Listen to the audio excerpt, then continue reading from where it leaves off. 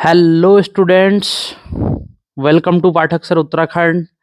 और आखिरकार सारे बच्चों का हुआ इंतजार खत्म, आ चुका है हमारा उत्तराखंड एसआई का नोटिफिकेशन। तो क्या क्या इसका हमारा एग्जाम मॉडल रहने वाला है, क्या क्या इसकी सारी चीज़ें रहने वाली हैं, क्या इसमें आरक्षण का प्रावधान है, क्या इसमें आयु है, क्या इसमें एक्स सर्विसमैन के लिए रिजर्वेशन का प्रावधान है, ये सारी चीज़ें आज हम डिस्कस करने वाले हैं इस वीडियो के अंतर्गत बच्चों। तो देखते रहिए, बने रहिए। तो बच्चों सबसे पहले शुरू करता हूं। तो विज्ञापन प्रकाशन होगा इसका 31 जनवरी को, ठीक है। और आवेदन भरने की जो अंतिम तिथि है बच्चों, ये है 20 फरवरी को, ठीक है। और रात्रि 12 बजे तक आप इसको भर सकते हैं, लेकिन उससे पहले पहले जरूर भर लें, क्योंकि आगे नोटिफिकेशन में जैसा कि स्पष्ट लिखा हुआ है कि अंतिम तिथि का इंतजार न करें। तो बच्चों जो जो इंपॉर्टेंट इसकी फाइंडिंग्स हैं वो सारी की सारी मैंने आपके लिए इसमें मार्क कर दी हैं। तो जैसे पहला पैरा पे हम आते हैं, तो पहले पैरे पे अगर लास्ट हम इसका लाइन देखें पहले पैरे का, तो इसमें साफ साफ उसने लिखा हुआ है कि जो भी आरक्षण विषयक प्रमाण पत्र आवेदन पत्र भरने की अंतिम तिथि तक अभ्यर्थी द्वारा अवश्य धारित करना चाहिए। यानी कि कहने का मतलब क्या है, जो जो रिजर्वेशन का क्लेम आप करने वाले हैं वो सारे के सारे डॉक्यूमेंट्स आपके पास आवेदन पत्र भरने की अंतिम तिथि तक होने चाहिए। तो जिसका ईडब्ल्यूएस नहीं है वो अपना ईडब्ल्यूएस बना ले, जिसका पर्वतीय निवास क्षेत्र का प्रमाण पत्र नहीं है वो अपना वो बना ले, जिसका स्थायी निवास नहीं है अपना वो बना ले। तो सारे प्रमाण पत्र, आपकी मार्कशीट्स, आपकी डिग्री जो इसमें अहर्ता है, यानी कि जो क्वालिफिकेशन मांगी गई है, वो सारी की सारी आपके पास इसके लिए होनी चाहिए। और दूसरे पैरे में आते हैं बच्चों, तो साफ साफ इसमें कह दिया गया है कि अभ्यर्थी यह सुनिश्चित कर लें कि वह ऑनलाइन आवेदन पत्र भरने की अंतिम तिथि अर्थात 20 फरवरी 2024 तक विज्ञापन में वर्णित सभी अनिवार्य शैक्षिक अहर्ताओं को एवं अहर्ताएं अवश्य धारित करते हों। यानी कि सारे के सारे आपके डॉक्यूमेंट्स, वही बात यहाँ पर रिपीट हुई है। इसके बाद बच्चों अगले पैरा में आते हैं, तो फिफ्थ पैरा इसका इंपॉर्टेंट हो जाता है, जिसमें इसने साफ साफ कह दिया है कि ऑनलाइन आवेदन करने की अंतिम तिथि तक आवेदन प्रक्रिया पूर्ण होने के पश्चात ऑनलाइन आवेदन में अभ्यर्थियों द्वारा की गई प्रविष्टियों में संशोधन किए जाने हेतु लिंक को केवल एक बार खोला जाएगा। यानी कि अगर कोई एग्जाम फॉर्म भरने में किसी से कोई गलती हो जाए तो एक बार ये लिंक खोलेंगे, और वो कितने टाइम के लिए खोलेंगे ये इन्होंने आगे नोटिफिकेशन में मेंशन किया हुआ है बच्चों। तो इसको आपको एक बार विज्ञप्ति आप ठीक तरीके से पढ़ लीजिएगा, आपकी हेल्प के लिए थोड़ा बहुत मैंने इसको यहाँ पर इसको हाइलाइटर से हाईलाइट कर दिया है, ठीक है बच्चों। तो अगर हम इसमें देखें अगला पैरा, हमारा छठा पैरा जो आ जाता है, तो साफ साफ इसमें लिखा है कि कोई फीस, कोई प्रोसेसिंग शुल्क इसमें नहीं होगा, क्योंकि सरकार ने पहले ही घोषणा इसके लिए की हुई है। तो 23 सितंबर 2022 की जो शासनादेश की घोषणा है, इसके क्रम में कोई भी फीस इसके लिए लागू नहीं होगी बच्चों, तो इसको जरूर ध्यान रखिएगा। अगला बच्चों आठवें पैरा में जो सेकंड, आठवां जो पॉइंट है इसका, जो सेकंड पैरा है, इसमें आप देखिए साफ साफ लिखा हुआ है कि जो भी पद के लिए अभ्यर्थी आवेदन करेगा वो केवल एक ही जिले से आवेदन करेगा। अगर एक से अधिक जिलों से आवेदन करेगा तो अभ्यर्थी के आवेदन पत्र को निरस्त कर दिया जाएगा। साफ साफ लिखा हुआ है, देख लीजिए बच्चों, क्लियरली मैं इसको मार्क कर दे रहा हूं। देखो यहाँ पर साफ साफ ये वाला पॉइंट पर उसने लिख दिया है कि एक से अधिक जिलों से आप आवेदन न करें। तो कृपया इस बात को जरूर ध्यान रखें बच्चों, ठीक है ना। आगे बढ़ते हैं, अगले पैरा में वो आता है, वो साफ साफ लिख रहा है इसमें कि जो प्रश्नगत पद होंगे उसके लिए जो निर्धारित परीक्षा योजना होगी वो पाठ्यक्रम के अनुसार उन्होंने वर्णित किया हुआ आगे के परिशिष्ट में अनेक्चर में, तो उसको मैं डिटेल में डिस्कस करूंगा। तो वस्तुनिष्ठ प्रकार की परीक्षा होगी। वस्तुनिष्ठ परीक्षा मतलब ऑब्जेक्टिव टाइप क्वेश्चन पेपर होगा बच्चों, सीधे सीधे ध्यान रखना इस बार को। यानी कि एक क्वेश्चन आएगा, 4 ऑप्शन आएंगे उसके, उसी में से आपको आंसर छाट के करना होता है। तो ये बात को आप तुरंत बिल्कुल ध्यान में रख लीजिए। अगला आते हैं बच्चों नवे इसके पॉइंट पे, तो इसमें साफ साफ उसने लिख दिया है कि अभ्यर्थी ऑनलाइन आवेदन करने हेतु अंतिम तिथि की प्रतीक्षा न करे। जैसा कि मैंने आपको पहले बता दिया है, सब लोग लास्ट का इंतजार करते हैं और लास्ट में फिर साइट क्रैश हो जाती है। तो जरूरी नहीं कि उसको आयोग आगे डेट को आगे बढ़ाएगा, तो लास्ट डेट का आप इंतजार बिल्कुल न करें, बल्कि उससे पूर्व ही अपना आवेदन सुनिश्चित कर लें बच्चों। साफ साफ लिख दिया है उसने, क्या कर लें आप, उससे पूर्व ही अपना आवेदन सुनिश्चित कर लें। ये देखिए पॉइंट नंबर जो इसका 9th है, इसमें उसको उसने क्लियर कर दिया है, ठीक है ना। तो इस पर आपको कंफ्यूजन की स्थिति नहीं होनी चाहिए। आगे बढ़ते हैं बच्चों, अगला इसका 14वां जो पॉइंट है बच्चों, ये इंपॉर्टेंट हो जाता है। तो इसने साफ साफ इसमें लिखा है कि किसी भी दुराचरण के लिए अभ्यर्थी के खिलाफ उत्तराखंड प्रतियोगी परीक्षाओं भर्ती में अनुचित साधनों की रोकथाम व निवारण के उपाय अध्यादेश 2023 यानी कि जो उत्तराखंड का नकल रोधी कानून है, अगर कोई भी अभ्यर्थी अनुचित साधन का उपयोग करता हुआ पाया जाएगा तो उसके अगेंस्ट इसके अंतर्गत कार्यवाही होगी बच्चों, ठीक है ना। अगला बहुत इंपॉर्टेंट है 15वां पॉइंट बच्चों, इसको जरूर ध्यान रखना। इसमें उसने साफ साफ कह दिया है कि जो आर्थिक रूप से कमजोर वर्गों के लिए आय एवं संपत्ति यानी कि ईडब्ल्यूएस का जो प्रमाण पत्र होगा, वित्तीय वर्ष 2022-23 की आय की गणना के आधार पर जारी होना चाहिए। यानी कि जो भी उसमें क्राइटेरिया है कि 8 लाख से कम की इनकम होनी चाहिए, तो वो प्रमाण पत्र कब का होना चाहिए, 2022-23 की आय के गणना के आधार पर जारी होना चाहिए। तथा जब आपने आवेदन कर दिया हो तो उसके बाद ईडब्ल्यूएस मान्य नहीं होगा, साफ साफ इसने नोटिफिकेशन में लिख दिया है। तो इसको आप जरूर ध्यान में रखें। ये भी यहां पर क्या हो जाता है बच्चों, हमारे लिए इंपॉर्टेंट पॉइंट हो जाता है। यहां पर बिल्कुल साफ साफ उसने कह दिया है कि क्या जो अगर आप उसके बाद बनवाएंगे ईडब्ल्यूएस प्रमाण पत्र जो है किसके बाद, आवेदन करने की तिथि के बाद में, तो वो आपका मान्य नहीं होने वाला है। तो बच्चों साफ साफ उसने क्लियर इसमें कह दिया है। तो देखो किन किन पदों के लिए इसमें आया है, साफ साफ इसमें अगले पैरा में उसने साफ साफ लिखा हुआ है। गृह विभाग के अंतर्गत उप निरीक्षक नागरिक पुलिस बोले तो सिविल पुलिस सीपी यानी कि जो थाने में जाते हैं, ठीक है ना। दूसरा बच्चों अभिसूचना बोले तो एलआईयू लोकल इंटेलिजेंस यूनिट के लिए। दूसरा अग्निशमन द्वितीय अधिकारी यानी कि फायर स्टेशन जो सेकंड ऑफिसर होता है उसके लिए। और अगला है बच्चों गुल्मनायक पुरुष यानी कि गुल्मनायक बोले तो प्लाटून कमांडर इसको बोलते हैं, पीएससी और आईआरबी के अंतर्गत ये होता है। तो इसकी सीधी भर्ती परीक्षा के लिए क्या है, ये आवेदन यानी कि ये नोटिफिकेशन जारी हुआ है, ठीक है ना। तो साफ साफ लिख दिया है आवेदन पत्र आमंत्रित किए जाते हैं, ठीक है ना। तो रिक्तियों का विवरण है बच्चों अगले वाले में। तो रिक्तियों के विवरण में क्या है इसको थोड़ा देख लेते हैं हम। तो सबसे पहले बात करते हैं उप निरीक्षक नागरिक पुलिस की। किसकी बच्चों, उप निरीक्षक नागरिक पुलिस यानी कि जो थाने वाले जो दरोगा बनेंगे, कहने का मतलब है जो सिविल पुलिस के दरोगा बनेंगे, उसमें साफ साफ टोटल 65 पोस्ट हैं बच्चों। और इसमें से फिर आरक्षण अलग से निकल जाएगा। तो अनारक्षित के लिए इसमें 35 पद हैं, अनुसूचित जाति के लिए 13 पद हैं, अनुसूचित जनजाति के लिए 2 पद हैं, ओबीसी के लिए 9 हैं और ईडब्ल्यूएस के लिए 6 हैं। और इधर महिला आरक्षण की बात करें, 30% महिला आरक्षण इसने साफ साफ मेंशन किया है। तो 10 पद इसके हिसाब से किसके लिए हो जाते हैं बच्चों, महिलाओं के लिए हो जाते हैं। और 2 पद जो है ईडब्ल्यूएस महिला के लिए हो जाते हैं, सॉरी ईडब्ल्यूएस महिला के लिए 1 पद और ओबीसी महिला के लिए 2 पद इसमें साफ साफ है, ठीक है ना बच्चों। और एक है किसके लिए, जो उत्तराखंड प्रभावित जो अनाथ बच्चों के लिए है, ठीक है ना, ऑर्फन्स जो हैं उस कैटेगरी में रिजर्वेशन के लिए 1 पद है साफ साफ। अब दूसरा आता है बच्चों अभिसूचना के लिए यानी कि एलआईयू के लिए। तो एलआईयू के लिए इसमें इसने साफ साफ कितने पद लिखे हुए हैं, टोटल 43 पद लिखे हुए हैं। और 43 पदों में से 23 पद हैं अनारक्षित, एससी के लिए है 9, एसटी के लिए है 1, ओबीसी के लिए है 6 और ईडब्ल्यूएस के लिए है 4। और महिलाओं के लिए इसमें से हो जाते हैं इधर कितने बच्चों, टोटल 10 पद, ठीक है ना। इधर जनरल ओवरऑल के लिए 43 और इधर महिलाओं के लिए 10 पद इसमें साफ साफ उसने मेंशन किया हुआ है, ठीक है बच्चों। बाकी नीचे इसके लिए क्या, ये इंफॉर्मेशन उसका ग्राउंड है। 108 पद हो गए अभिसूचना और सीपी मिलाकर के। वेतनमान लेवल 7 का है, तो बहुत अच्छा वेतनमान है बच्चों। आई थिंक 4200 के पे स्केल में यहाँ उत्तराखंड में ऐसा आता है अगर पे स्केल के हिसाब से देखें। और पे बैंड देखें तो लेवल 7 है, ठीक है। तो ग्रुप सी की पोस्ट होती है तो राजपत्रित होगा, गेजेटेड ऑफिसर नहीं होता है। अंशदायी पेंशन युक्त बोले मतलब तो जो हमारी न्यू पेंशन स्कीम है उसके अंतर्गत है। अगला छठा पॉइंट बहुत इंपॉर्टेंट है बच्चों, इसमें साफ साफ आयु इसने लिख दी है 21 वर्ष से लेकर के 28 वर्ष तक, साफ साफ लिख दिया है कितना, 21 वर्ष से लेकर के 28 वर्ष तक। और बच्चों आगे हम बात करें किसकी, अहर्ता की। तो अहर्ता के अंदर उसने साफ साफ लिख दिया है, अहर्ता मतलब होता है बच्चों एलिजिबिलिटी, इंग्लिश में इसको बोलते हैं हम एलिजिबिलिटी यानी कि एजुकेशनल क्वालिफिकेशन। एजुकेशनल एलिजिबिलिटी क्या है, शैक्षिक अर्हता। तो भारत में विधि द्वारा स्थापित विश्वविद्यालय द्वारा स्नातक उपाधि या सरकार द्वारा मान्यता प्राप्त उसके समकक्ष कोई शैक्षिक योग्यता धारक होना चाहिए। अब आप कहोगे सर तो समकक्ष क्या होता है, तो बच्चों जैसे कई लोग संस्कृत स्कूल से पढ़ाई करते हैं तो वो उसके समकक्ष बैचलर की डिग्री के होना चाहिए, ठीक है ना। और स्नातक की उपाधि सीधे सीधे मानी है। और अधिमानी अर्हता का मतलब होता है बच्चों जिन बच्चों को प्रेफरेंस दी जाएगी, ठीक है। तो 8वें पद पर इस पर बात हुई है, 8वें नंबर पर अधिमानी अर्हता क्या होगी, भाई या तो 2 वर्ष कम से कम टेरिटोरियल आर्मी में काम किया हो, पॉइंट नंबर 1 कह रहा है इसका। और पॉइंट नंबर 2 कह रहा है बच्चों कि एनसीसी राष्ट्रीय कैडेट कोर का बी प्रमाण पत्र उसके पास हो, तो उसको अधिमान दिया जाएगा, यानी कि उसको प्रायोरिटी दी जाएगी सिलेक्शन में, ठीक है ना। कोई नंबर का इसमें लाभ नहीं होता है, लेकिन अगर इस कंडीशन में कि 2 नंबर सेम हो जाएं, तो उस कंडीशन में जो है क्या होगा, इस जो प्रमाण पत्र इन दोनों में से कोई भी धारण करता होगा, उस बच्चे को साफ साफ प्रायोरिटी मिलने वाली है। अब इसके बाद आगे बढ़ते हैं बच्चों।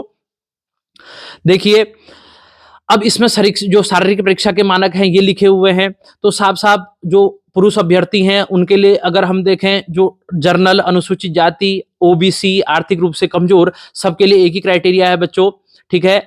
अनुसूचित जाति के लिए भी सेम है, केवल जनजाति के लिए थोड़ा सा इसमें रिलैक्सेशन है। तो कितना, अगर ऊंचाई इनकी दी गई है 167.70 सेंटीमीटर होना चाहिए पुरुषों का, और महिलाओं के लिए 152 सेंटीमीटर।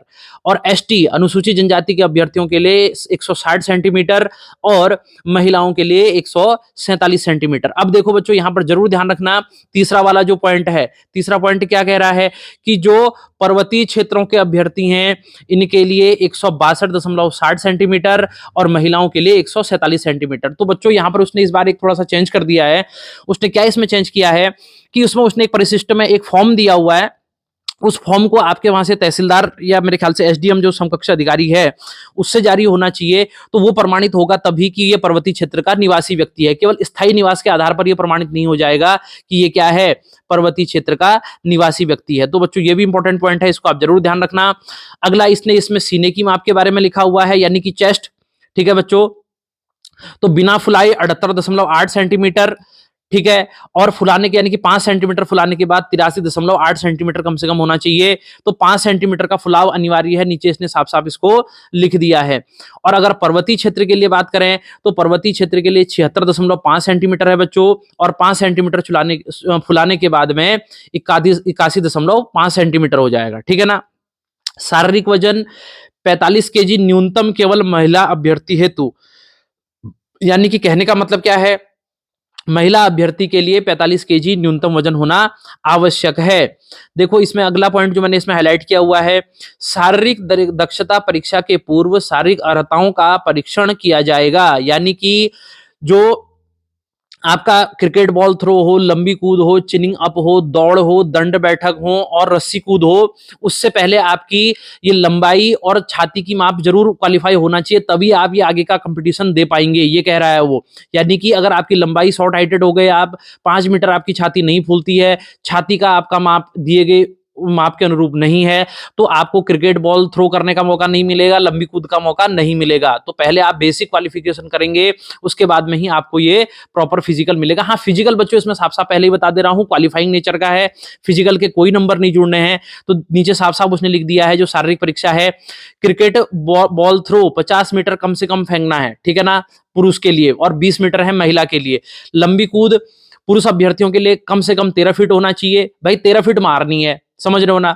14 फीट मारो, 15 फीट मारो, 18 फीट मारो, कोई फर्क नहीं पड़ता, 13 फीट से ज्यादा होना चाहिए, सिंपल सीधी बात है। क्वालिफाइंग 13 फीट है।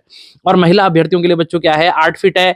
चिनिंग अप केवल पुरुषों के लिए है, तो 5 चिनिंग अप है। बहुत कम फिजिकल है भाई, केवल पढ़ाई पर है इस पे सारा का सारा खेल, इतना फिजिकल कुछ नहीं होता। जिन बच्चों ने अभी कांस्टेबल का फिजिकल दे रखा है, जिन बच्चों ने अभी आबकारी का फिजिकल दे रखा है, तो उनके हिसाब से तो कुछ भी नहीं है ये। दौड़ व चाल बच्चों 30 मिनट में 5 किलोमीटर करना है। देखो अब इससे बढ़िया और क्या हो सकता है।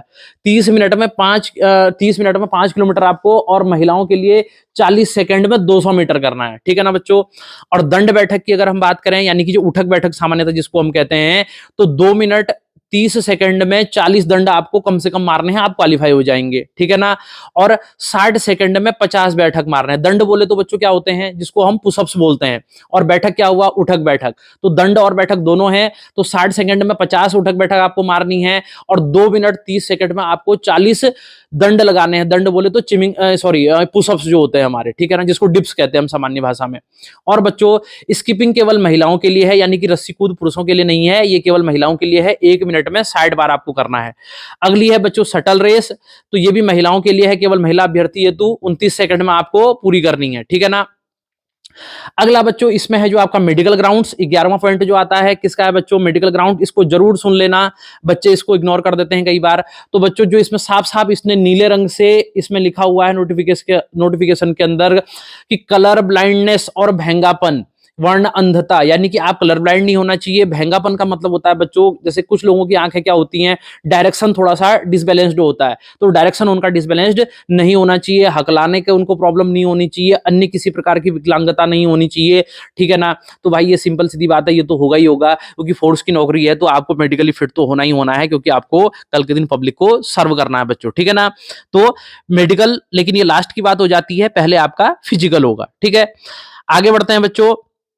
अगला जो नंबर आता है वो आता है किसका, गुल्मनायक, यानी कि जो प्लाटून कमांडर का पद है, ठीक है बच्चों। तो टोटल इसमें कितने हैं, 89 पोस्ट हैं। अनारक्षित के लिए 48 हैं, 48। अनुसूचित जाति के लिए 18 हैं, अनुसूचित जनजाति के लिए 3 हैं, अन्य पिछड़ा वर्ग के लिए 12 हैं, और ईडब्ल्यूएस के लिए बच्चों कितनी है, 8 हैं, ठीक है ना। टोटल 89 पद हो जाते हैं। और स्वतंत्रता संग्राम सेनानी के जो आश्रित हैं उसके लिए इसमें कोई पद नहीं है। भूतपूर्व सैनिकों के लिए 5% रिजर्वेशन के बेसिस पर 2 पद निकल रहे हैं, ठीक है ना। और अनाथ बच्चों के लिए भी 2 पद निकल रहे हैं, ठीक है ना। तो भूतपूर्व सैनिक जो हैं, अगर वो भी इस बात को देख रहे हो तो वो भी ध्यान रखें, 5% का लाभ भाई आपको यहाँ पर भी मिलने वाला है, ठीक है ना। और सेम चीज है, पे बैंड लेवल इसका भी लेवल 7 है, अराजपत्रित है, स्थायी है, और आयु इसमें भी बच्चों कितनी, 21 से 28 वर्ष के बीच है। और अधिमानी अर्हता यहाँ पर भी सेम है, जिसने प्रादेशिक सेना यानी कि टेरिटोरियल आर्मी में 2 वर्ष की सेवा दी हो, और या राष्ट्रीय कैडेट कोर एनसीसी का बी प्रमाण पत्र उसके पास हो। अगला बात बच्चों, इसमें जो फिजिकल है, फिजिकल के स्टैंडर्ड भी सेम है जैसे कि अबव है, ठीक है ना। 5 सेंटीमीटर का सीना फुलाना है, और 167.70 सेंटीमीटर की हाइट चाहिए। एसटी वालों के लिए थोड़ा सा कम है, 160 सेंटीमीटर की हाइट है। और पर्वतीय क्षेत्र के यानी कि हिल सर्टिफिकेट जिनके पास होगा उनके लिए 162.60 सेंटीमीटर की हाइट चाहिए। तो ये तो बेटा सब जगह होता है कि जो पर्वतीय क्षेत्र के अभ्यर्थी होते हैं उनको लंबाई में थोड़ा रिलैक्सेशन दिया जाता है, ठीक है ना। शारीरिक दक्षता सेम है बच्चों इसकी भी। क्रिकेट बॉल थ्रो 50 मीटर होना है, लंबी कूद जो है 13 फीट होनी है, चिनिंग अप जो होना है 5 बार होना है, दौड़ व चाल जो है सेम है, 5 किलोमीटर 30 मिनट में करना है। और दंड बैठक भी सेम है बच्चों, 2 मिनट 30 सेकंड में 40 दंड लगाने हैं, और 60 सेकंड में 50 बैठक लगानी है, ठीक है ना। सेम मेडिकल ग्राउंड भी है, चिकित्सीय परीक्षण, तो इस पर ज्यादा बात नहीं करूंगा मैं। वही वर्ण अंधता नहीं होनी चाहिए, भैंगापन नहीं होना चाहिए, ठीक है ना। सटा हुआ घुटना नहीं होना चाहिए, बोलेग नहीं होना चाहिए, एथलीट फुट नहीं होना चाहिए, हकलाने संबंधी समस्या नहीं होनी चाहिए। बिल्कुल साफ साफ क्लियर उसने लिख दिया है भाई। इसके बाद अगला पद नाम है बच्चों अग्निशमन द्वितीय, इसमें पुरुष और महिला दोनों के लिए है ये भी। तो कुल पद हैं बच्चों इसमें 25, ठीक है ना। और 25 पदों में जो है अनारक्षित हैं 14, अनुसूचित जाति यानी कि एससी के लिए है 5, एसटी के लिए है 1 बच्चों, ओबीसी के लिए है 3, और ईडब्ल्यूएस के लिए है इसमें साफ साफ 2 पद इसने लिखा हुआ है, ठीक है ना। पे बैंड लेवल इसका भी 7 है, और बाकी सब कुछ सेम है। आपको क्या, अब इसमें बच्चों एक चीज है, जो शैक्षिक अर्हता है इसको ध्यान रखना, ये इंपॉर्टेंट हो जाता है। 7वां वाला जो पॉइंट है इसमें क्या, जो भारत में विधि द्वारा स्थापित विश्वविद्यालय द्वारा विज्ञान में स्नातक की उपाधि, बच्चों ये बहुत इंपॉर्टेंट है। यानी कि अग्निशमन अधिकारी के लिए वही बच्चा एलिजिबल होगा जिसने बीएससी किया है। गुल्मनायक यानी कि प्लाटून कमांडर के लिए, अभिसूचना के लिए, नागरिक पुलिस के लिए यानी कि सीपी के लिए वहां पर कोई भी विज्ञान संबंधी क्राइटेरिया नहीं है, सिंपल आप ग्रेजुएशन होने चाहिए। लेकिन अगर आपको अग्निशमन का भरना है तो भाई आपको बीएससी होना ही होना होगा। अगर आप बीएससी नहीं है तो आप इसके लिए एलिजिबल नहीं है। आयु इसके लिए भी सेम है बच्चों, तो इसको आप जरूर ध्यान में रखिएगा, ठीक है। आगे बढ़ते हैं, अधिमानी अर्हता इसमें भी सेम है। सीधी भर्ती हेतु शारीरिक दक्षता सेम है, लंबाई चौड़ाई जो उसके ग्राउंड है, ठीक है, तो वो आप इसको पढ़ लीजिएगा। शारीरिक दक्षता भी वही सेम लिखा हुआ है, बॉल थ्रो भी उतना ही है, लंबी कूद सब कुछ बाकी सेम है बच्चों, ठीक है ना। चिकित्साई परीक्षण है यानी कि बोले तो मेडिकल ग्राउंड्स हैं वो भी इसके लिए सेम है बच्चों, ठीक है ना। अब देखो आगे थोड़ा सा आयु के बारे में, जो दूसरा इसमें आयु वाला एंगल है इसको मार्क कर दे रहा हूं, ये वाला बिंदु बच्चों। इसमें लिखा है उसने, गृह विभाग के अंतर्गत उपनिरीक्षक, नागरिक पुलिस अधिसूचना, अग्निशमन द्वितीय अधिकारी एवं गुल्मनायक पुरुष पीएससी आईआरबी पद हेतु आयु सीमा न्यूनतम 21 वर्ष से अधिकतम 28 वर्ष निर्धारित है। और आयु की गणना जो की जाएगी बच्चों, ये पॉइंट इसमें ध्यान रखने वाला है। आयु की गणना की जाएगी इसमें किसके बेसिस पर, 1 जुलाई 2024, साफ साफ लिख दिया है भाई, 1 जुलाई 2024 को आपकी आयु 21 वर्ष पूरी हो जानी चाहिए, कहने का मतलब ये है। तो इसमें सही किया है इन्होंने मेरे हिसाब से। आगे के लिए भी थोड़ा सा, जिन बच्चों की ग्रेजुएशन वगैरह कंप्लीट होने वाली होगी तो उनको भी इसका लाभ मिल जाएगा बच्चों, साफ साफ, ठीक है ना। अगला हम आए तो गृह विभाग के अंतर्गत उप निरीक्षक, नागरिक पुलिस अधिसूचना, अग्निशमन अधिकारी एवं गुलमनायक पुरुष पीएससी आईआरबी हेतु उत्तराखंड अधीनस्थ सेवा चयन आयोग द्वारा पूर्व में प्रकाशित विज्ञापन संख्या 3/1/2022 को जिन अभ्यर्थियों ने आवेदन कर दिया है, उन अभ्यर्थियों को 1 जुलाई 2021 को न्यूनतम आयु 21 वर्ष हो जानी चाहिए, तो उनको भी ये लाभ मिलेगा। और अधिकतम इनको 1 साल का रिलैक्सेशन यहाँ मिल जाएगा, तो 29 वर्ष यहाँ पर साफ साफ इसने लिख दिया है। तो जब ये यूके ट्रिपल एससी से फॉर्म आए थे, कभी आए होंगे, तो उस समय जिसने भर दिया होगा तो उसकी आयु यहाँ 29 वर्ष तक गिनी जाएगी बच्चों, साफ साफ इसने लिख दिया है। अब देखो अगला जो तीसरा पॉइंट इसमें है, पर्वतीय क्षेत्र का निर्धारण।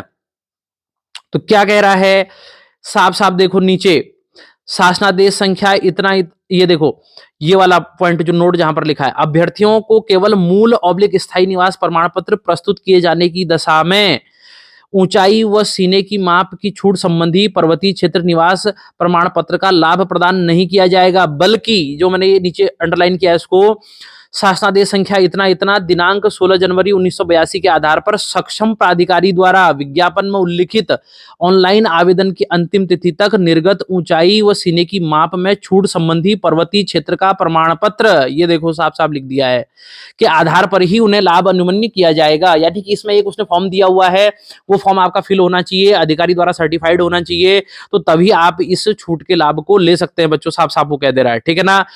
अगला बच्चों आते हैं यहाँ पर आयु संबंधी जो सीमा में छूट का प्रावधान है, तो मैंने आपको इसमें साफ साफ बता दिया है। तो जो बच्चों क्या है, स्वतंत्रता संग्राम सेनानी के आश्रित हैं, जो दिव्यांगजन हैं, जो एससी हैं, ठीक है ना, उनके लिए 5 वर्ष, ठीक है ना, और ओबीसी एसटी सबके लिए इसमें 5 वर्ष की छूट दी गई है। केवल महिला और किसको, जनरल कैटेगरी को छोड़ करके बाकी सबको 5 वर्ष का रिलैक्सेशन मिलेगा, और दिव्यांगजनों को 10 वर्ष का मिलेगा, साफ साफ लिख दिया है उसने, ठीक है ना बच्चों। दिव्यांगजनों के लिए 10 वर्ष का इसका रिलैक्सेशन मिलेगा इसको, ठीक है। अब थोड़ा सा यहाँ पर ये कॉन्ट्रडिक्टरी है, मेरे ख्याल से दिव्यांगजन के लिए ये इसमें है भी या नहीं है, ये देखना पड़ेगा, ठीक है ना। आगे बढ़ते हैं बच्चों। तो अन्य वांछनीय अर्हता अगला है जो हमारा 5th पॉइंट है। तो उत्तराखंड लोक सेवा आयोग की परिधि के अंतर्गत तथा लोक सेवा आयोग की परिधि के बाहर समूह ग के पदों की भर्ती के लिए अनिवार्य वांछनीय अर्हता नियमावली 2010 के अनुसार निम्नवत होगा। क्या क्या होगा, देखो वही भर्ती पदों में आवेदन हेतु वही अभ्यर्थी पात्र होगा जिसने अपनी हाई स्कूल एवं इंटरमीडिएट अथवा इसके समकक्ष स्तर की शिक्षा उत्तराखंड में स्थित मान्यता प्राप्त संस्थानों से उत्तीर्ण की हो। भाई उत्तराखंड से ही आपका हाई स्कूल इंटर होना चाहिए भाई, देख लो साफ सीधी बात, ठीक है ना। तो इसने साफ साफ इसमें इसको लिख दिया है, मैंने इसको हाईलाइट भी कर दिया बच्चों, ठीक है। लेकिन अभी अगले पैरा में साफ साफ कह रहा है कि कोई सैनिक अर्धसैनिक बल में कार्यरत है या राज्य सरकार अथवा उसके अधीन स्थापित किसी राजकीय अर्धशासकीय संस्था में कार्यरत है नियमित पदों में, और जिसका ट्रांसफर राज्य से बाहर नहीं हो सकता है, तो वो भी क्या होंगे, इसमें चयन हेतु आवेदन के पात्र होंगे। साफ साफ उसने लिख दिया बच्चों, तो इसको आप थोड़ा सा एक बार पढ़ लीजिएगा, ठीक है। आगे बढ़ते हैं बच्चों। अब अगला पॉइंट जो इसमें सेकंड पॉइंट के अंतर्गत जो लास्ट लाइन है वो साफ साफ कह रही है, क्या कह रही है, सीधी भर्ती परीक्षा हेतु वही अभ्यर्थी पात्र होगा जिसका नाम उत्तराखंड राज्य में स्थित किसी सेवायोजन कार्यालय के आवेदन पत्र प्राप्ति की अंतिम तिथि तक अवश्य पंजीकृत हो। भाई गौर से सुन लो इस बात को सारे के सारे, ठीक है ना। क्या कहना चाह रहा है बच्चों, ये कि जिस दिन आप क्या कर रहे, ये अंतिम तिथि है इसके आवेदन की, तब तक आपका एम्प्लॉयमेंट ऑफिस में नाम होना चाहिए। तो जिसका एम्प्लॉयमेंट ऑफिस का रिन्यूअल होना है या नहीं हुआ है, भाई जल्दी जल्दी रिन्यू करा लेना, ठीक है ना। तो फिर आपको टाइम नहीं मिल पाएगा, पढ़ाई भी करोगे कब करोगे। अगला बच्चों मैंने जो ये मार्क किया है इसमें, तो 14 अगस्त 2012 के अनुसार जिन पूर्व सैनिकों द्वारा उत्तराखंड राज्य के किसी जिला सैनिक कल्याण एवं पुनर्वास कार्यालय में, एक्स आर्मी वालों के लिए है, तो इसमें इसने साफ साफ ये कहा है बच्चों कि जिसने अगर सैनिक कल्याण एवं पुनर्वास कार्यालय में पंजीकरण कराया है तो उसका सेवा नियोजन कार्यालय में पंजीकरण करने की आवश्यकता नहीं होगी। तो एक्स आर्मी वाले अगर बात को सुन रहे हो तो वो जरूर ध्यान रखें कि भाई अगर आपका सैनिक कल्याण एवं पुनर्वास कार्यालय में पंजीकरण है तो आपको एम्प्लॉयमेंट ऑफिस में नाम लिखाने की आवश्यकता नहीं है। जो आपका वहां का पंजीकरण है वही सेवा योजन का काम करेगा भाई, ठीक है ना, उसके समतुल्य माना जाएगा। साफ साफ लिख दिया लास्ट पॉइंट में, देखो उसने क्या लिखा है, उसी का पंजीकरण सेवा योजन के पंजीकरण के समतुल्य माना जाएगा, ठीक है बच्चों। आगे बढ़ते हैं। तो राष्ट्रीयता वगैरह तो भाई सब इंडिया वाले हैं तो तभी सब कर ही पाएंगे, तो इसमें ज्यादा डिटेल में कुछ है नहीं। तो चरित्र प्रमाण पत्र ये भी नॉर्मल सी चीज है। वैवाहिक स्थिति भाई एक ही विवाह होना चाहिए, तो सिंपल सीधा, कोई इसमें ज्यादा दिक्कत नहीं है, ठीक है। आगे बढ़ते हैं बच्चों।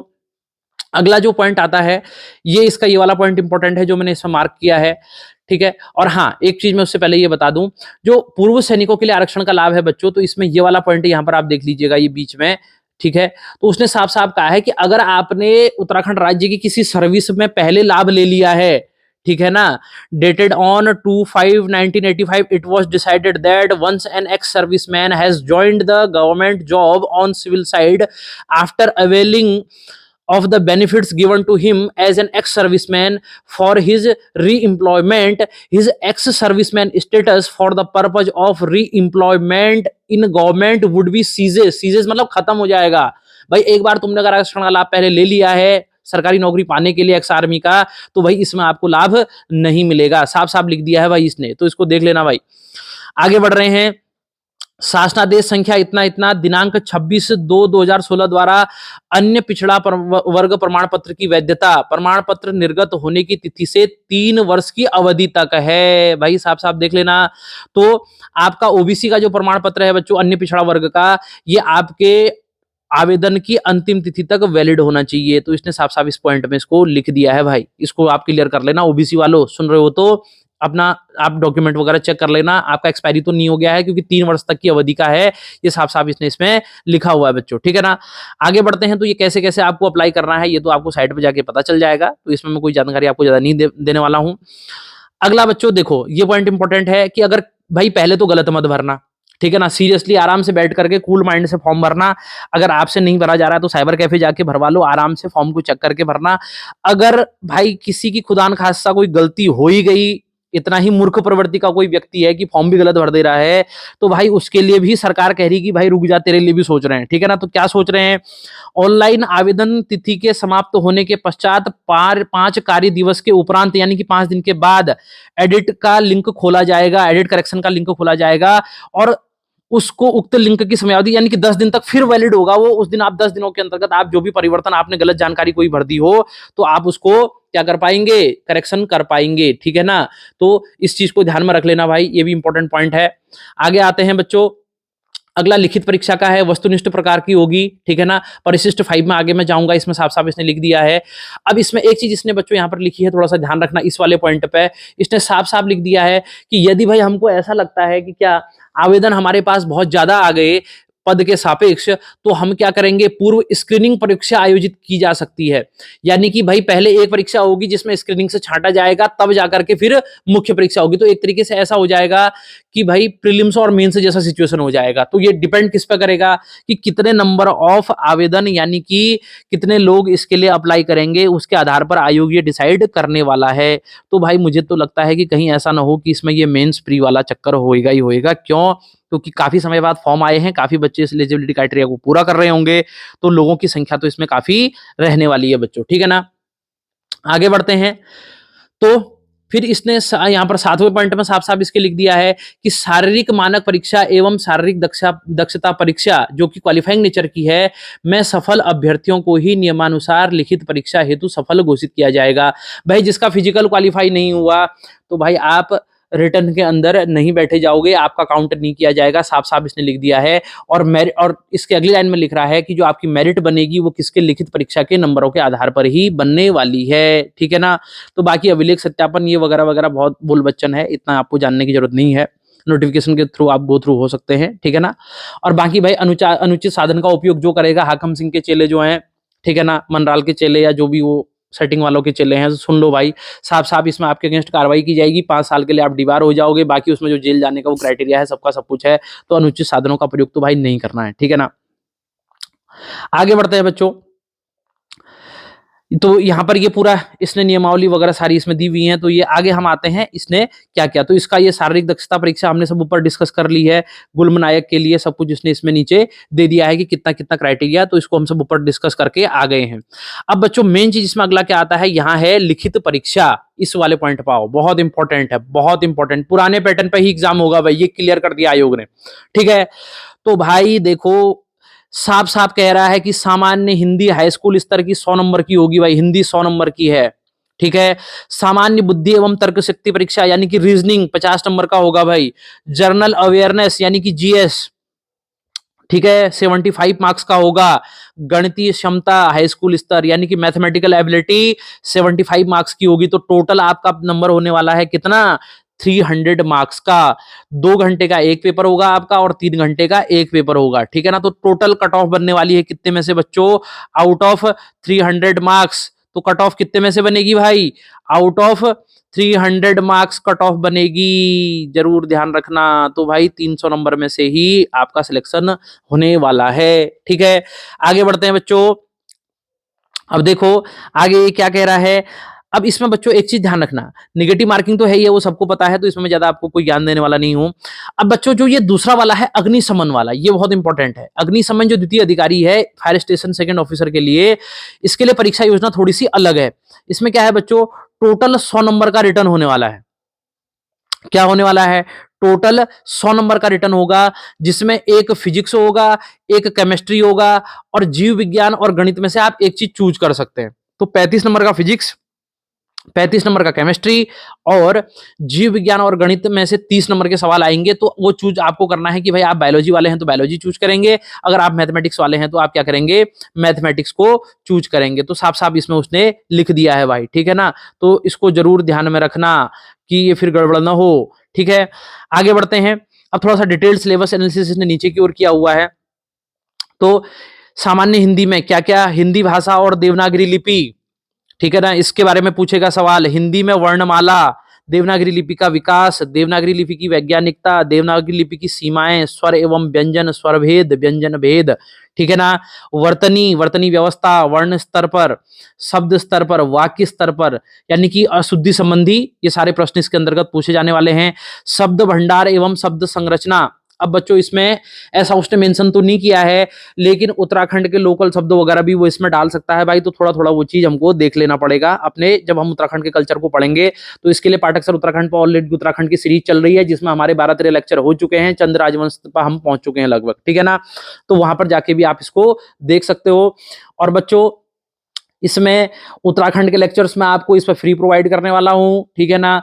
इस पर मैं आपको कॉन्स्टिट्यूशन के लेक्चर फ्री प्रोवाइड करने वाला हूं, ज्योग्राफी के लेक्चर फ्री प्रोवाइड करने वाला हूं भाई। जो जो सब्जेक्ट में इतने साल से पढ़ा रहा हूं वो सारे बच्चों के लिए मेरी तरफ से गुरु दक्षिणा है, फ्री है भाई, पढ़ो, ठीक है ना। जैसे भी ये सिलेक्शन लो, कोई दिक्कत नहीं है, ठीक है। और एक एक चीज डिटेल में कराऊंगा बच्चों, आप मेरी बात का विश्वास करो, आप किसी कोचिंग में जाके पढ़ लो, आप कहीं जाके पढ़ लो, आप एक बार पढ़ के देखना, तो आपको खुद ही चीज समझ में आ जाएगी कि कितना कॉन्सेप्ट क्लियर मैं आपका सारा करा करके चलने वाला हूं, ठीक है ना।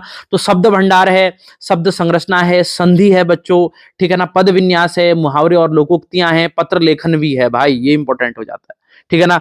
पत्र लेखन में ये सरकारी पत्र, अर्ध सरकारी पत्र, यानी कि अनुस्मारक, टिप्पण है, प्रारूपण है, विज्ञप्ति है, कार्यालय आदेश है, इसके फीचर्स वगैरह आपसे पूछे जाएंगे, तो ज्यादा टेंशन लेने की जरूरत नहीं है, बहुत सिंपल चीज है, ठीक है ना।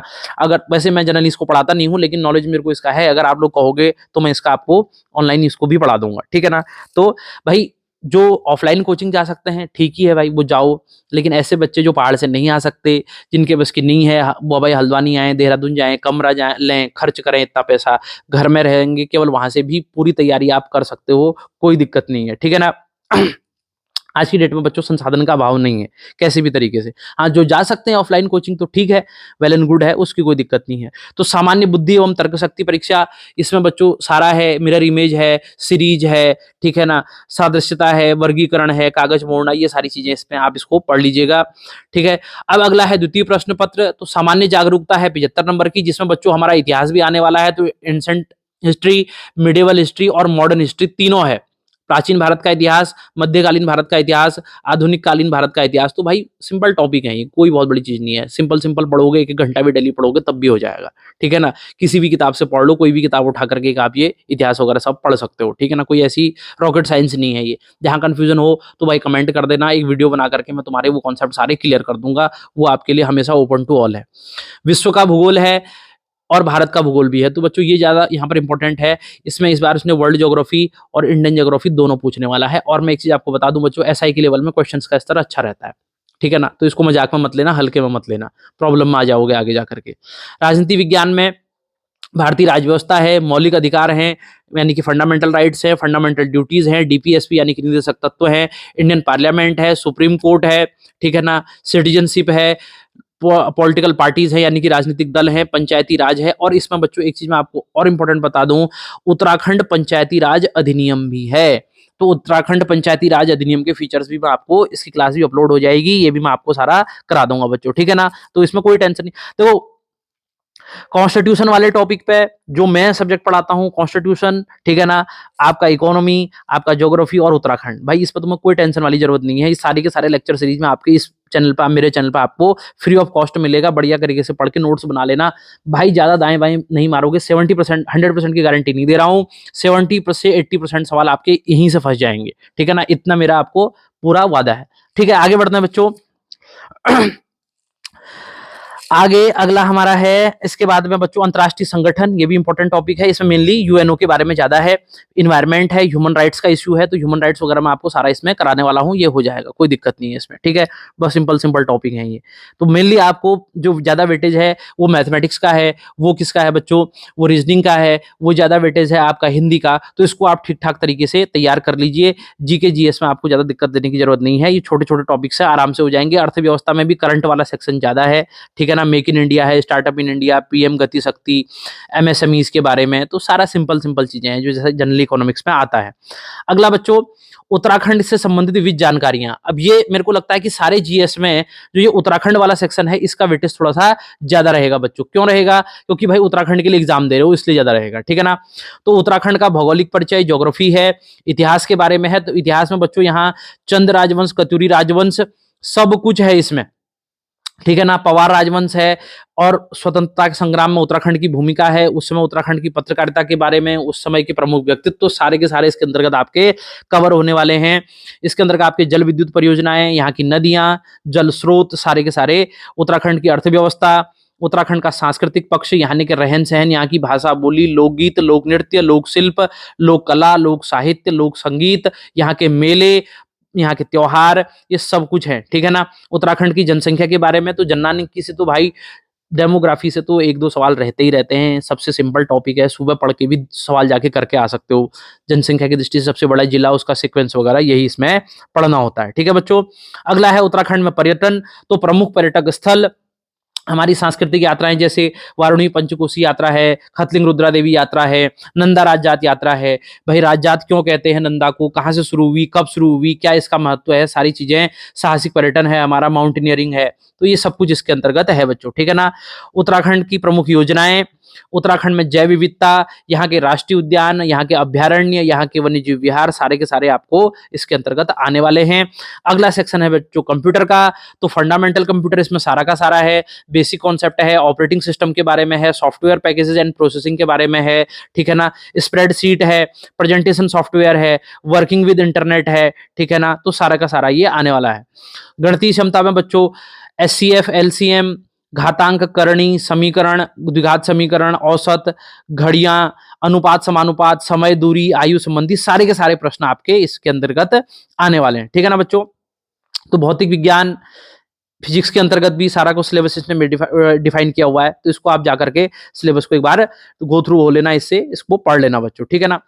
अब मैं भाई आपसे बात करने वाला हूं इसकी स्ट्रेटेजी आपकी क्या हो। ये देखो बच्चों एक चीज ध्यान रखना, ये देखो यहाँ सारा का सारा इसने क्या, जो अनारक्षित श्रेणियों हेतु तो प्रमाण पत्र का प्रारूप भी इसने दे रखा है, तो ये प्रारूप पे ही आपके पास प्रमाण पत्र होना चाहिए। तो इसी को प्रिंट करके आपको यही प्रमाण पत्र पर आपको ये वेरीफाई करा के लगाना है, स्वतंत्रता संग्राम सेनानी के लिए हो, ठीक है ना, सबके लिए यही रहने वाला है, ठीक है ना बच्चों। अब अगला इसमें एक इंपॉर्टेंट है भाई, जो न्यूनतम अंक अर्हता 50% किसके लिए, अनारक्षित, अन्य पिछड़ा वर्ग और ईडब्ल्यूएस के लिए 50% अंक लाने ही लाने हैं भाई। 50% से कम लाओगे तो कॉपी चेक ही नहीं होने वाली है, ठीक है ना। और एसटी और एससी के लिए 40% अंक, ठीक है। जरूर इस बात को ध्यान रखना कि इतने आपको न्यूनतम अंक लाने ही लाने हैं, ठीक है ना। और अग्निशमन द्वितीय अधिकारी के लिए 45% है ये, और एसटी एससी वालों के लिए इसमें 35% है, ठीक है ना। और बच्चों ये इसने सारे कोड दिए हुए हैं, डिस्ट्रिक्ट कोड, जहां जहां आपको एग्जाम सेंटर भरना है, और पर्वतीय क्षेत्र का निवासी प्रमाण पत्र ये है भाई। हिल सर्टिफिकेट, जिनको लंबाई, सीना इसमें छूट चाहिए, ये बनाना पड़ेगा भाई तुम्हें, ठीक है ना, तो तभी होगा ये, ठीक है, नहीं तो इसके बिना ये सर्टिफिकेट नहीं होगा तो आपको ये लाभ नहीं ले पाओगे आप, ठीक है बच्चों। तो ये सारा का सारा उसने इसमें बाकी चीजें डिफाइन किया हुआ है, इसको आप देख लीजिएगा। अब बच्चों इस पे बात आई स्ट्रेटजी की, तो कैसे भाई आज ही से जुड़ जाना है। एग्जाम के संबंध में अभी कोई डेट नहीं है, पहले फिजिकल होगा, उसके बाद में क्या होगा बच्चों, इसकी रिटर्न परीक्षा होगी, ठीक है ना। और रिटर्न में अभी स्क्रीनिंग भी हो सकता है, तो ऐसा हम डिटेल में कह नहीं सकते कि भाई स्क्रीनिंग होगा नहीं होगा। लेकिन बच्चों मुझे लगता है कि जिस हिसाब से इस समय लोग प्रिपरेशन कर रहे हैं, या जितनी संख्या लोगों की होगी फॉर्म भरने वालों की, तो मेरे को बहुत प्रोबेबिलिटी इसमें लग रही है कि स्क्रीनिंग का एग्जाम इसमें जरूर हो सकता है। तो उसमें कोई टेंशन की बात नहीं है भाई, जो तुम पढ़ोगे मेन के लिए वही स्क्रीनिंग में भी आएगा, ठीक है। सीरियसली एक तरफ से पढ़ना शुरू करो, सिलेबस टू सिलेबस पढ़ो, टू द पॉइंट पढ़ो, बाकी और कोई टेंशन नहीं लेनी है, ठीक है ना। और कम से कम भाई एक दिन में जब 4 से 5 घंटा पढ़ोगे तो ही सिलेक्शन हो पाएगा। और ऐसे बच्चे बिल्कुल निराश ना हो भाई कि मैथमेटिक्स तो हमने पढ़े ही नहीं, कैसे होगा, भाई सब हो जाएगा, ठीक है ना। मैथमेटिक्स कोई बहुत बड़ी चीज नहीं है कि इतनी रॉकेट साइंस है मैथमेटिक्स की, नहीं हो पाएगी, क्यों नहीं होगी भाई, बिल्कुल हो जाएगी, ठीक है। थोड़ा बहुत प्रैक्टिस करोगे, बेसिक्स कॉन्सेप्ट क्लियर करो, एनसीईआरटी की बुक्स उठाओ, बेसिक फॉर्मूले क्लियर करो, थोड़ी सी उसके शॉर्टकट जो होते हैं उनको देखो, तो आराम से वो मैथमेटिक्स बच्चा आपकी सॉल्व हो जाएगी। और रीजनिंग तो भाई सबके लिए ईजी है, ऐसी कोई टफ चीज नहीं होती रीजनिंग, प्रैक्टिस की बात होती है रीजनिंग में। जितना डेली आप प्रैक्टिस करोगे, तो टारगेट बना लो, जैसे 50 क्वेश्चन रीजनिंग के डेली लगाओ, या 40 क्वेश्चन रीजनिंग के डेली लगाओ, ऐसे ही 40-50 क्वेश्चन मैथमेटिक्स के डेली लगाओ, एक दो टॉपिक जीएस के पढ़ो, एक दो टॉपिक हिंदी के पढ़ो। अगर ऐसे पढ़ोगे कि पहले गणित पढ़ूंगा फिर हिंदी पढ़ूंगा, भाई नहीं होगा कोर्स खत्म। और होगा भी तो जब तक हिंदी पढ़ने जाओगे गणित भूल जाओगे, गणित पढ़ने जाओगे हिंदी भूल जाओगे। थोड़ा थोड़ा सब कुछ पढ़ना पड़ेगा आपको, ये day starting of the first day, जब से आप शुरू कर रहे हो प्रिपरेशन, तब से आपको थोड़ा थोड़ा ये सब कुछ पढ़ना है। और बच्चों उत्तराखंड का जीके, ज्योग्राफी, कॉन्स्टिट्यूशन, ठीक है ना, इकोनॉमी के बारे में, अंतर्राष्ट्रीय जो हमारे संगठन है इनके बारे में, ये सारा का सारा आपको मेरे ही चैनल पर मिल जाएगा। इसकी आपको कोई टेंशन लेने की जरूरत नहीं है। आप जितना डिटेल में कहोगे कि सर इसको पढ़ा दीजिए, मैं उतना डिटेल वीडियो आपके लिए बना दूंगा, आप उसको कमेंट सेक्शन में कमेंट कर देना, तो ये मेरी तरफ से आपको गिफ्ट होगा, ठीक है ना। तो बच्चों अभी से जुड़ जाओ तैयारी में, और बाकी जो इसकी नेट नई भी कोई लेटेस्ट अपडेट आएगी तो उसको मैं अपने चैनल के माध्यम से आपको अपडेट कराता रहूंगा। तब तक के लिए जुड़े रहिए पाठक सर उत्तराखंड के साथ। धन्यवाद, नमस्कार, और आप सभी बच्चों को मेरी ओर से शुभकामनाएं। नए जोश के साथ तैयारी कीजिए और सफलता प्राप्त कीजिए। धन्यवाद बच्चों।